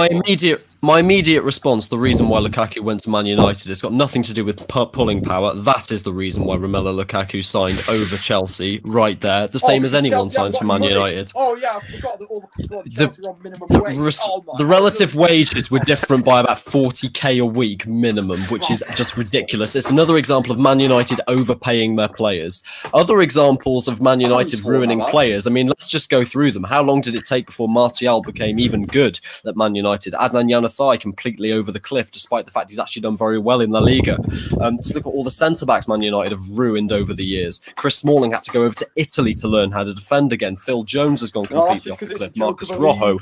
Every single signing Man United has made, really until this year, has been a colossal failure. Paul Pogba has gone from being one of the most exciting midfielders in the world to someone that Real Madrid are just no longer interested in when they desperately need a midfield overhaul.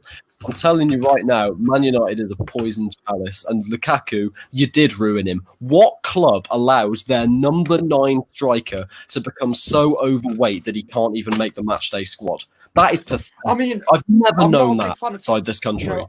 To be honest, Joe, I think that's quite offensive. I'm not a big fan of fat shaming in today's question. Everyone's beautiful in their own skin. It's about what's on the inside that counts, really. To me, I don't mind, Lukaku, he obviously enjoyed a meal, but, I thought he was beautiful. I think it's comments like those that make people feel so insecure about themselves, you know, on their own. It's why Victoria's Secret's thing got cancelled. The model show got cancelled. I notice you're not answering any of my points. No, I'm just rebuting Right. the most disgusting. I'm going to step. It's a rebuttal. Right, Luke Edwards. Go on, Josh. I feel like you had something to say there. Go for it. No, it was just about Joe talking about Adnan Januzaj doing well at Real Sociedad, even though he doesn't really play for them. But He that does was fine. He's a fine squad player for them. he warms the bench and gives Odegaard or Porto a rest occasionally. The reason why he doesn't play is because they've got unbelievably talented players in the positions that Januzaj plays. Like Odegaard this year is ridiculous. Yeah, but Porto's fantastic. He should be like first choice over Porto because Porto's a great player. Like, he's done very well Porto's in La Liga, amazing. but like he's not a world beater. Like if Januzaj was the player that he was kind of promising to be at Man United, then like his first season, then he would be chosen over Porto consistently. But do you Anyway, refute, that's do a you whole other refute the rabbit hole. fact that Manchester United utterly failed to get the best out of Adnan Januzaj? Because they did. I'm not sure. Sorry, Joe. Maybe if you'd been a coach, then we would have done better.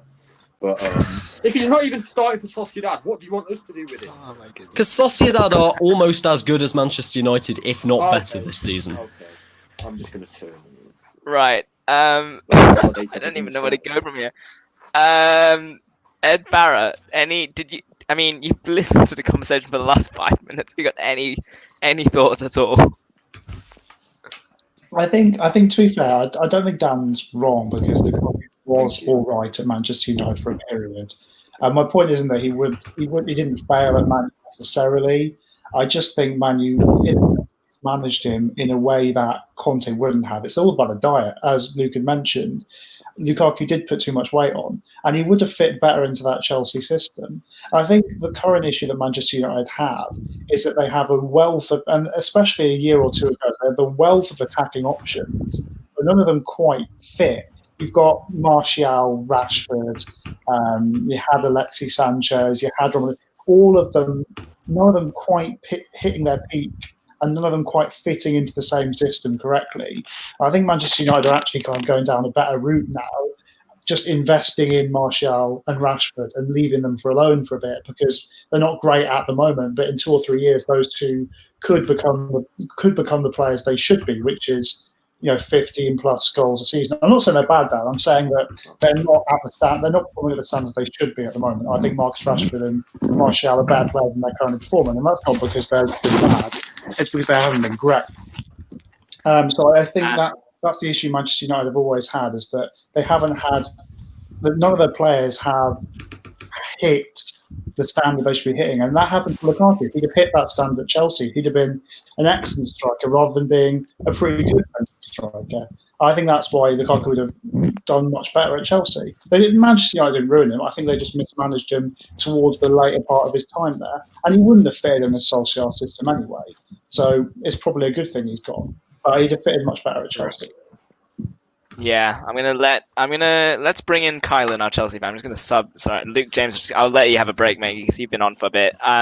We'll get back to you though, hopefully for the last bit. Sure, we'll hopefully get back to you for the last section. I just want to bring in our Chelsea fan just to really now make this as tribal and as just fake Chelsea fan. Just both sides now represented. We've got Chelsea fan, United fan, four.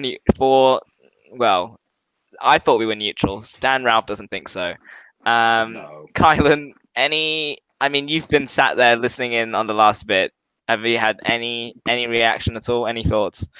Yeah, I just want to say thank you to Dan Ralph. He's put a smile on my face today. He's made me laugh, especially with the comment that Manchester United are the highlight of anyone's career.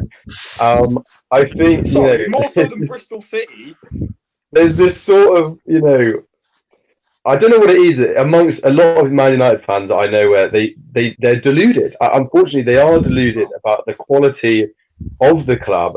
Yes, it is a huge business. Manchester United is a huge business, it's a huge brand, but it is not anymore a top football club in the world, in Europe. It is not hitting the heights as the other big clubs.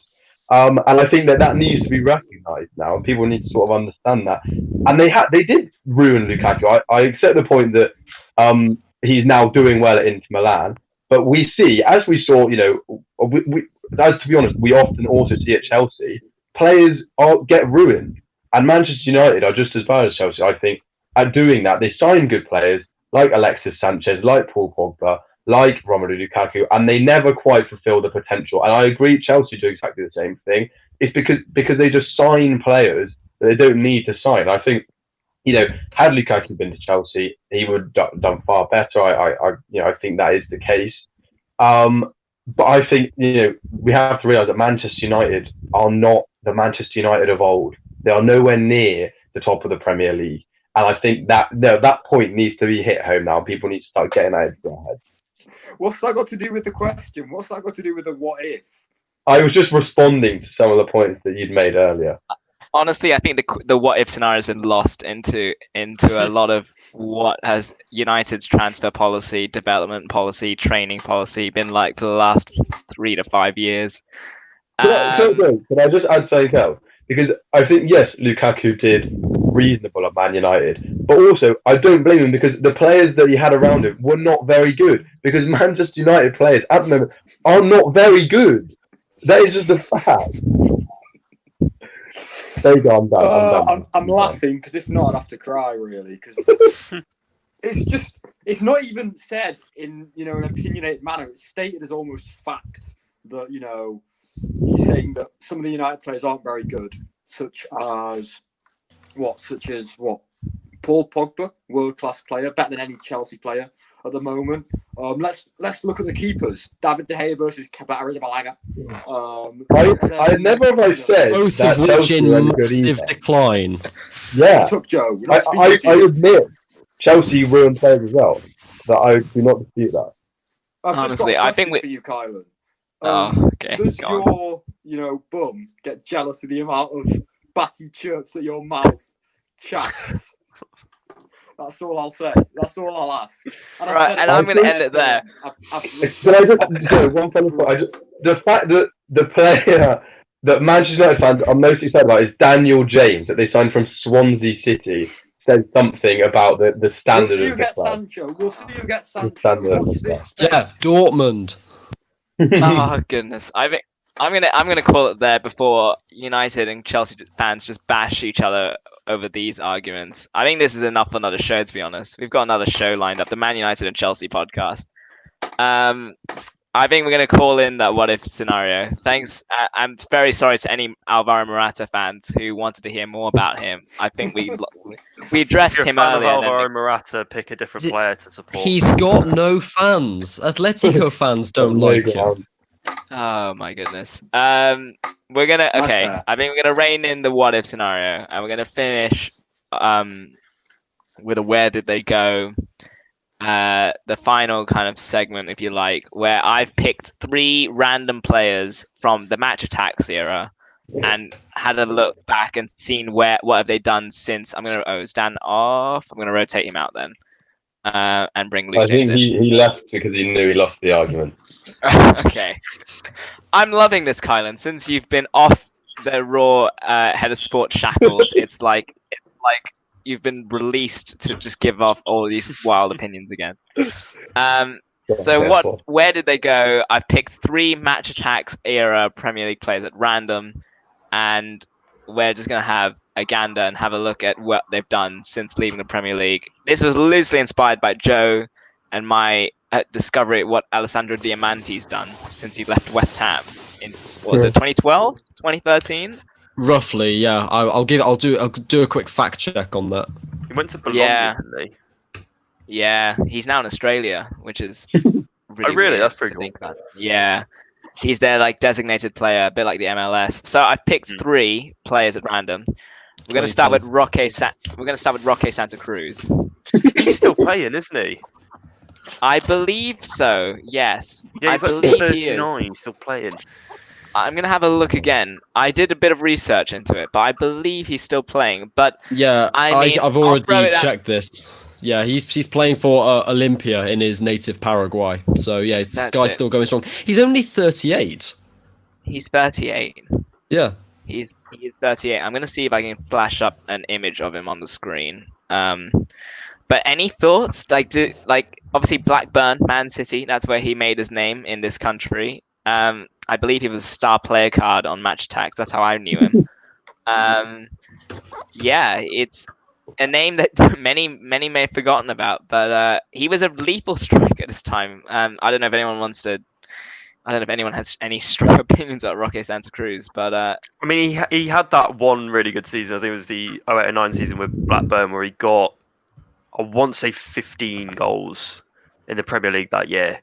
That was a very interesting year for Premier League goal scorers, actually, because I think the Golden Boot went to Nicolas Anelka, and he didn't even reach 20 goals.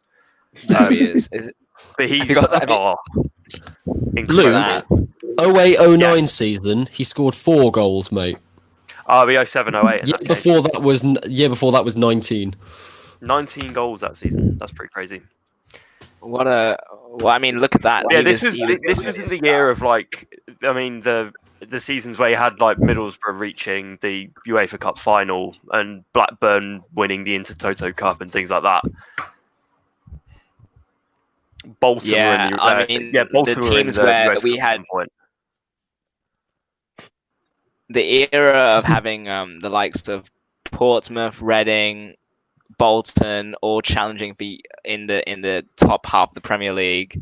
That's the era. That's the era I kind of want to go back to. I'm not gonna lie. Roque Santa Cruz I didn't realize. I forgot Bayern Munich before he went. Yeah. Mm-hmm. He played for them under Felix Magath, the guy who won the title with Wolfsburg. He was like a strike option for arguably. I mean, obviously one of the most successful German teams, but in a team with the likes of Oliver Kahn and Luca. I think maybe Luca Toni, maybe not. I might be wrong on that. Yeah, Luca Toni was there at the time. Yeah, that's really surprising. After wow. I think that's I don't really know. I think someone's there about the match attack. I think it's a match attack reference. After Man City, Roque Santa Cruz ended up at Malaga, and the Malaga team is astonishing from 2012, that 2013 team. I'm going to read a list of names of who was at Malaga at the time. That Malaga team had the likes of Isco, Joaquin, Jeremy Toulalan, Julio Baptista, Lucas Piazon, Willy Caballero, Duda, Martin Demichelis. I mean, this was a stacked Malaga team at the time. Does anyone have any? Joe, you look like you might have thoughts on this Malaga team. Did Demichelis? Chances are I'm thinking of the wrong player. Did Demichelis play for Man City at one point? Yeah, he did. No, he's it was after he joined Malaga. After. Yeah. What a player! Goodness me. What a player! Because he was at Bayern Munich as Malaga well. Side. That Malaga side was oil money funded. It was like another Man City, but in Spain. 2.0. Yeah. But they only had one season where they were actually relevant, and then I think the club essentially got bankrupted after that year. They had to sell. Like Cazorla went to Arsenal, Demichelis went to Man City, things like that. It's a remarkable team because the season before they had Ruud van Nistelrooy, they had Santi Cazorla, to name a few, Nacho Monreal, Solomon Rondon, and who's this final person I recognize? And Javier Saviola. This was a really strangely a very strong Malaga team at the time. I mean, it's very hard. I mean, the likes of Ruud van Nistelrooy and Isco lining up for Malaga, it's like a FIFA fantasy, isn't it? It sounds like something out of one of Ed Doll's career modes. These players were also all about 35 at the time, so apart from Santa Cruz, but this was very much in the twilight of Van Nistelrooy's career and Saviola's as well.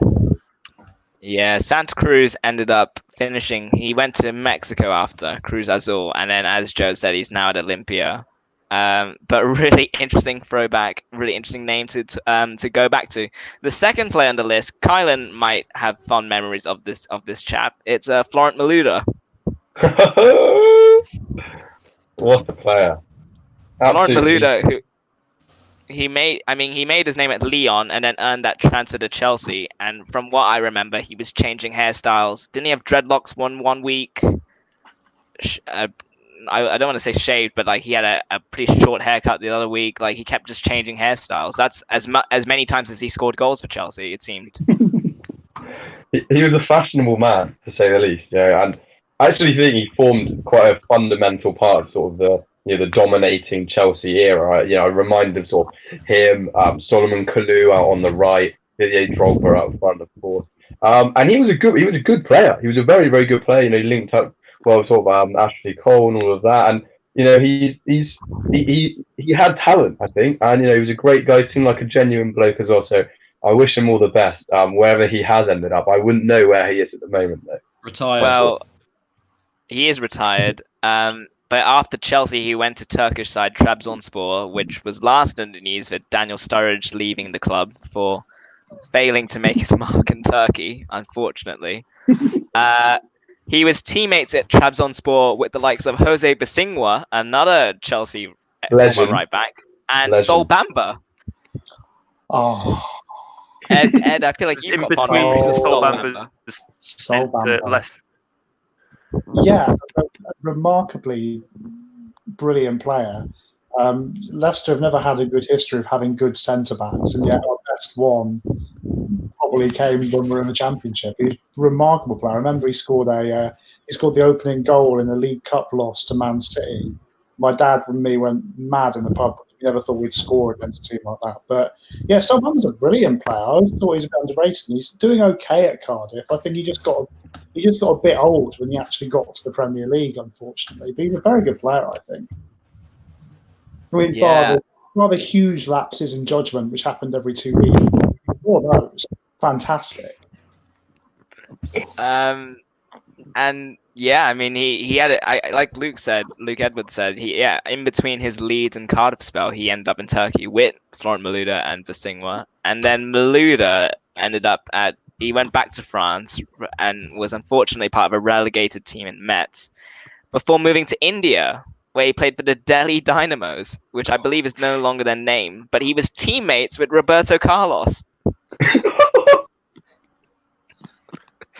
I mean, okay, that's pretty mental. Joe, to blow your mind, the previous marquee player at Delhi Dynamos the season beforehand was Alessandro Del Piero. No, it was not. I knew he went over Delhi there. Dynamos. I think they're called Odisha now or something like that, which is why I didn't initially click. Yeah. Oh my god. I mean, Luke James, you're hearing all these names, and I'm sure this is the first time you've been hearing these names in a while. Any kind of reaction to what these players, how these players ended up after their Premier League odyssey? I mean, it's always interesting when kind of the likes of Del Piero went to kind of Melbourne City after India, I think, as well. So it's like crazy how he went somewhere in Australia, yeah. Yeah, so it's like how they jump around. I think one of my favourite kind of obscure players to talk about as a West Ham fan would be Julien Faubert. That just always cracks me up. It's just fantastic. It's the most ridiculous career you could imagine. Yeah.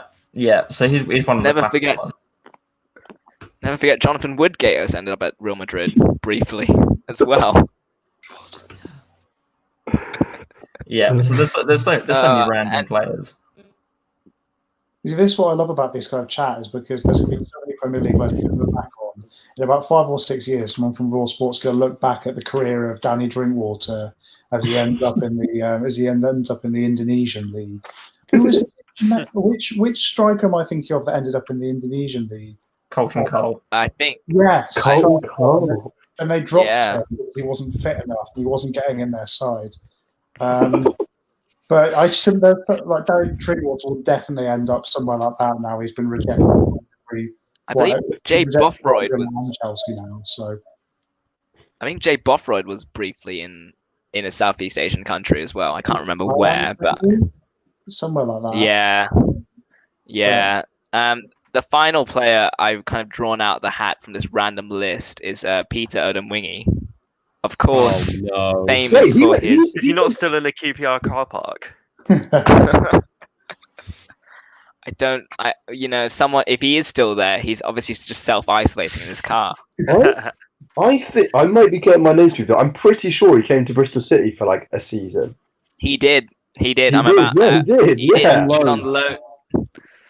Yeah, what a player! I remember everyone was so excited. I was like, "Oh my god, Peter Odemwingie," and he was rubbish. He was so bad. Says a lot about football at the time that you got a championship side would get so excited about Peter Odemwingie. He's a legend. He's an interesting one as well because he was actually linked with Liverpool at one point. When Oh, he was was he? at, yeah, in the Liverpool banter era when we had, I think it was a transfer window where we had Hodgson, or it might have been when we just got Dalglish in. He was linked heavily after I think it was after his first season at West Brom. Was So this I around don't the know same- how that might be an interesting what if Peter Odemwingie had gone to Liverpool. Is this around the same time Clint Dempsey? Liverpool really wanted Clint Dempsey. Yeah. It's exactly Yeah. the same sort of time. Or it might have been the season Um, before we got Clint Dempsey in. A front line of Clint It Dempsey was the and season Peter we bought like Odemwingie. Charlie Adam and Oh my goodness! I'm trying to think of other dead weight. Stuart Downing. Can you imagine a front line of Peter Odemwingie and Clint Dempsey at Anfield, week in, week out for Roy Hodgson? So that's the OG Salah, Mane, Firmino, Yeah. Dempsey, and Someone else, probably like Andre Voronin or someone, Oh, or like Milan. Stuart Downing. Yeah, Andy yeah, Carroll with even. Charlie Adam Andy just Carroll. behind. With Charlie Adam as the trequartista Charlie Adam false behind. 9. Oh my goodness! Where but- is Odemwingie now? Because he was about 34 when he came to Bristol Retired. City. I'm pretty sure. Is it? Yeah. He's retired after West Brom and the QPR incident. He was at Cardiff, obviously, for a bit. Then he went to Stoke in a swap deal for Kenwyne Jones, which is I love a swap deal.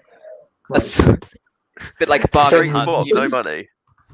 I think they swapped. I think it was Jones and some money for Odemwingie. I think. Oh. I don't really think either side got the better deal. I'm struggling to think if Kenwyne Jones had an impact for Stoke. But after that, yes, as Kylan said, he went to Bristol City, and then he was at Rotherham, which I love that he ended up there. And then he left. He spent the 2015-16 season there, and then he left via text. He texted the manager Kenny Jackett to say, "I'm not coming back." a bit like Antonio Conte style, telling Yeah. Diego Costa his services are no longer required. But I don't know if anyone has any thoughts about players like texting their manager or vice versa to tell them they're off, essentially. But I love that Peter Odemwingie felt he'd had enough in Rotherham. He'd had enough, and he wanted to move elsewhere. It's the age of social media. Like, there's nothing unusual about it. These days, you're not going to get, like, in 5 years' time, they're not going to have, like, face-to-face contract negotiations. It's just going to be players giving managers their Snapchat IDs. Oh, dear. I think what I love about players like Odemwingie is that no matter how old they get and how bad they get, they're in their head they're still way better than the club that they're at. So I'm not surprised that he messaged Rotherham saying like, I'm way too good for you, even though he was probably like 36 at the time and wasn't good enough for their squad. Because in his mind he's still like the legendary Peter Odemwingie. And actually, to I'm tie on it Peter back, Odemwingie's yeah. Go for it. I mean, to tie it back, he ended up in the Indonesian league, Peter Odemwingie, after Rotherham. Yeah, so this is my point. So, so I'm on his Wikipedia now. So he went to Madura United, as you alluded to, Josh. But he scored a hat trick against a team called Seaman Padang. Seaman spelled Seaman, like as in not David. Oh my goodness. Oh my goodness. it's really fun to look back at these players, and I mean, hopefully, if we do more streams like this, I'm definitely going to pull together some more random names from that era, from that kind of Bolton Wanderers, those Sam Allardyce UEFA Cup Bolton teams, those Harry Redknapp Portsmouth teams, for sure. Yeah, goodness. I mean, which of the threes is your favorite one that you've probably heard today of the three, of Malouda, Santa Cruz, and Odin Wingy? Oh, Santa Cruz is a legend. That was the true era of Premier League strikers. Nothing better. It's got to be Peter Odin for me, just because of how weird the guy is. He's such a strange bloke. I agree. I think Malouda's too good. I actually rate Malouda. I think he's a good player. Whereas Malouda started in a World Cup. Malouda won the World Cup. Like, you can't. Yeah. Yeah, he was. He started in the 2006 final. Jeez. Wasn't he the one that dived? He might have been. Yeah, he's the one that dived to give France No, the he was. penalty. Yeah, he was the one who got the penalty. Yeah, and Zidane very nearly missed it. Yeah. The right team won in the end, though, so it's fine. I do love that from Odin. I love players who think like they're hugely important. I remember, if anyone remembers the season before Leicester won the league, Nigel Pearson and 3 youth club players left in disgrace after after video was leaked on the internet. And basically, Nigel Pearson left the club as manager before we got Ranieri because his son got fired because of it. And like he's so big, he's a huge player. And then 2 seasons later, I went to a game to commentate on National League North, and James Pearson was playing at right back because Kidderminster and Harry a better centre back pair. I love players like that who are so up into themselves and then slide down. It's beautiful. Oh my gosh. Oh my god. I mean, the Santa Cruz era, that is like the Alfonso Alves era. That is the era of like big number 9 strikers. No one had ever heard of, and just chuck them up top and then hope for the best, pretty much. I think we might call it there. I mean, it's just a bit before 5. So I think we might call it there. Thanks to everyone who's watched the stream. We again, like I don't think I've said this, but we intended this to be a one-off at first, but with the current situation as it is, myself and like everyone else at RAW Sport, we might consider doing more of these streams, just so that, give people an outlet, because obviously it's hard to talk about sport considering there's not a lot going on, but hopefully this stream gives it an avenue to do so. And hopefully you enjoyed many of these kind of segments, these kind of what ifs, the reminiscing about random Premier League players. The top 5 list was pretty dicey, but that's exactly what I wanted. And hopefully we get more people on. So thank you to Ed Farrow for coming on for a bit, Kylan, Luke James, Joe, Luke Edwards as well, and also to Dan Ralph and Carl, who are on briefly, and Connor Boyle for the NFL stuff. And we will be back hopefully at some point soon with another one of these streams. Thank you.